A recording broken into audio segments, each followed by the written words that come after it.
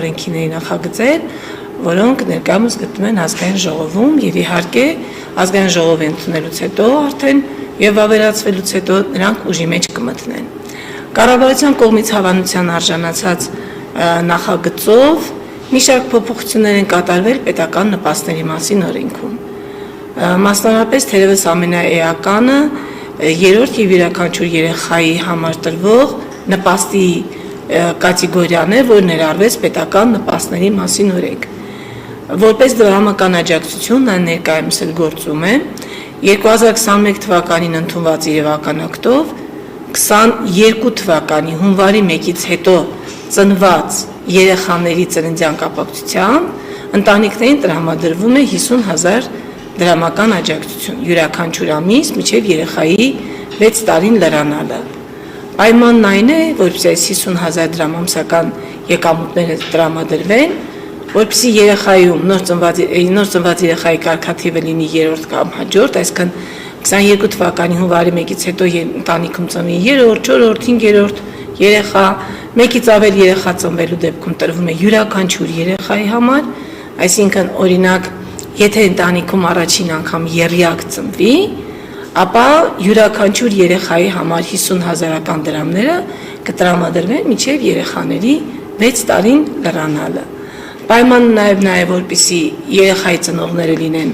ՀՀ քաղաքացիներ, առնվազն դիմող ծնողում դիմումի հիման վրա կնշանակվի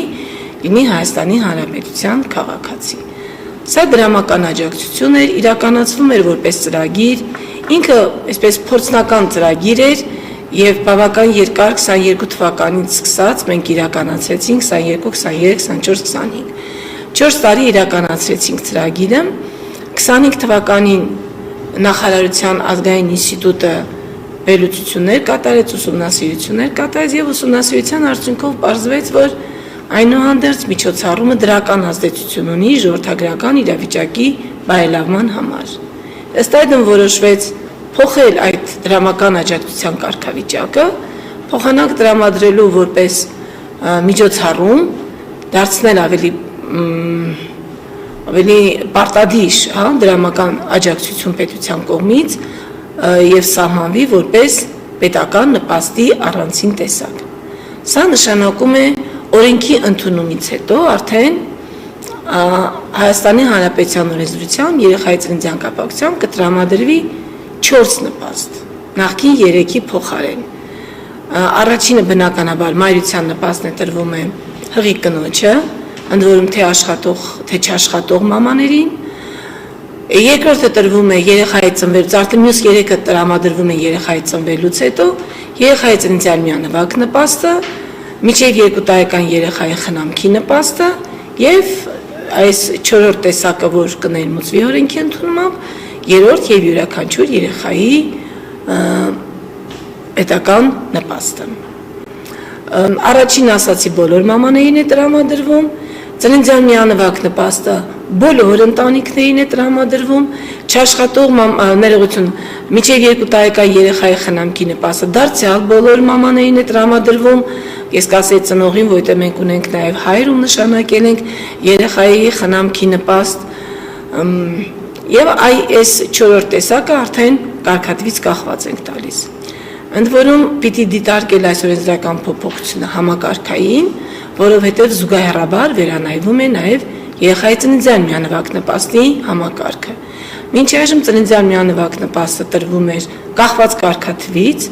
առաջին, երկրորդ երեխաների համար տրամադրվում է, այսօր էլ տրամադրվում է 300,000 դրամ, երրորդ եւ չորրորդ երեխաների դեպքում